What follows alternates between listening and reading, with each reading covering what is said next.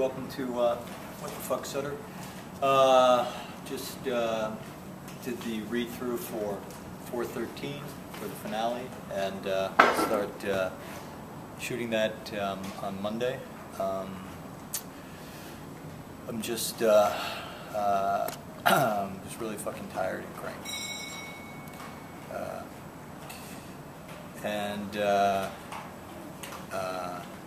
So I can't guarantee how pleasant this will be. So here is our first question. It says, greetings Kurt, love the show, thank you. I was listening to the commentaries on the season 1 DVD set, and it was mentioned that a different actor had played Clay originally. No disrespect intended to Ron Perlman, he was an excellent actor. I was just wondering, for trivia's sake, are you able to share with me who that originally was cast in that role? Thank you, Brenda, from Vancouver. P.S. Check out my email address. Oh, that's very funny. I won't give it out. Yeah, I've talked about this, and I've actually been tweeting some pictures recently from the original pilot. We originally had cast Scott Glenn in the role of Clay Morrow, and which I love Scott Glenn, tremendous actor, and really, I'm a guy with a tremendous amount of gravitas, and he was originally cast as Clay, and they were obviously, making those decisions to recast are incredibly difficult, and ultimately making that conversation, that phone call to Glenn was, to Scott was probably, one of the, if not the single most difficult phone call I've ever had to make. And Scott was an incredibly gracious guy, and got me through it. But the reasons for the decision to recast are always multifaceted, and it involves, the shows are tested and researched, and it involves a lot of data, but I think ultimately the bigger answer, or the main reason, was that what we really didn't realize what the show was missing was the undercurrent of dark humor that we really felt like we needed the show to have, to sort of balance the heaviness and the intensity of of the other storylines, and a lot of that was not written in the first pilot script, and we realized that we needed to introduce it as early as the pilot and really sort of set the tone for what the show was. And for me, it was important because spending time with these guys, doing the research that I was doing, their sense of humor, that dark sense of humor, that unapologetic, non-PC humor was so refreshing, and a lot of these guys were just really fucking dark and really fucking funny, and I got it. Like, I got it that they needed to have that dynamic because of the world they live in is, quite honestly, somewhat dangerous and heavy. It's a heavy existence, So with that in mind, we realized that really was the character of Clay that kind of had a lead with that dark sense of humor. So it really trickled down from the top, and so we decided that we would recast that role, and really the decision to use Ron was an easy one.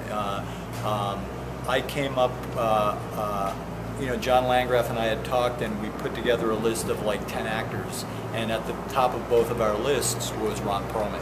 So there was really no discussion beyond that, and I sat down and had lunch with Ron, and we talked about the show, and I let him read the script, and he was very interested, and it really just took off from there. So obviously the casting process for the recasting of the pilot was really quite simple, and then obviously Ron has really inhabited that character since then. That's the long-winded answer to your very simple question.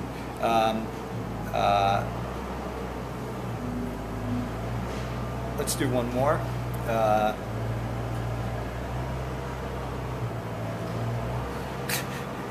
It's an invitation to connect on Link. I just get thousands of those fucking emails from people I don't even know asking me to join.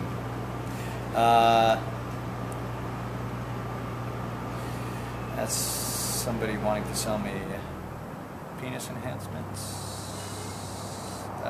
Let's see. Let's see if I can actually find a question. Here we go. How does that affect? Okay, here we go. Hi, Mr. Sutter from Dallas, Texas. I'm a huge Sons of Anarchy fan, and you and Katie, and of you and Katie. I'm interested. The MC subculture is a very misogynistic one. How does this factor influence how you write for both the show and for your wife? Of course, I realize this is a fictional show, but what kind of conversations have you had about women, how women are portrayed on Sons of Anarchy? I'm a female who's also a fan of the subculture and interested in how feminism is actually portrayed. Seems to me Tara, Gemma, and the other women are hardly victims, but I'm interested in your view. Thanks, Aliska from Dallas. That's a really great question and really hard to answer in one of these. It's almost a dissertation on its own, and yeah, the MC culture is a misogynistic one in terms of I think at the very least the stereotype is. It's interesting, and I'm not denying that actually exists, because I'm aware that it does. But interestingly enough, a lot of the guys that I know in the life, have these very strong women, that they're married to or living with, and I don't find those relationships to be that sort of stereotypical domineering male and subservient woman. But I do know that it obviously exists. For me, it's always been the challenge of balancing, the reality of the world and interesting characters, and and I always, kind of reverting back to that Hamlet archetype that ultimately, that it is always sort of these strong women archetypes who that influence and that really sort of point us men in the direction that we ultimately go in. And I just find that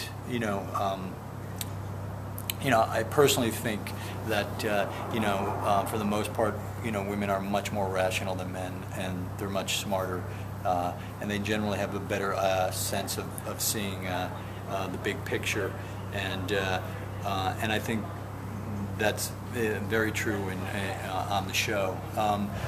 So our main characters, Jax and Tara obviously have a very complicated relationship, and Tara is obviously a very smart woman.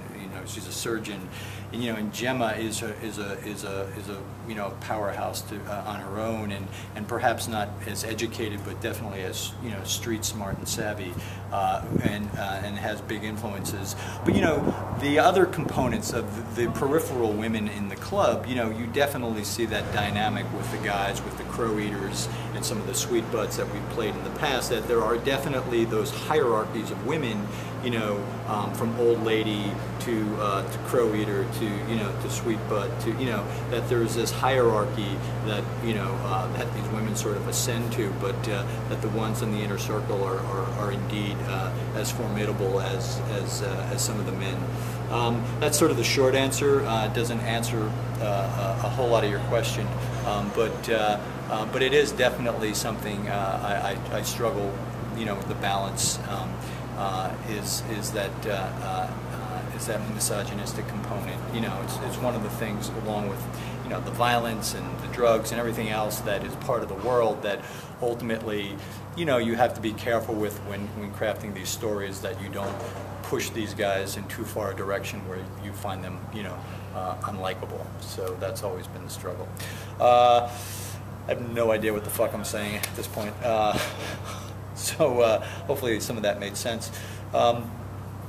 As I said, we start shooting the finale on Monday. I'll probably do one of these next week, probably from set someplace, either location or on set. So keep coming, keep writing, and I'll probably keep doing these. My plan is to sort of keep doing these as long as the season is airing. So probably through November I'll try to keep doing these, and then I'll stop for a while.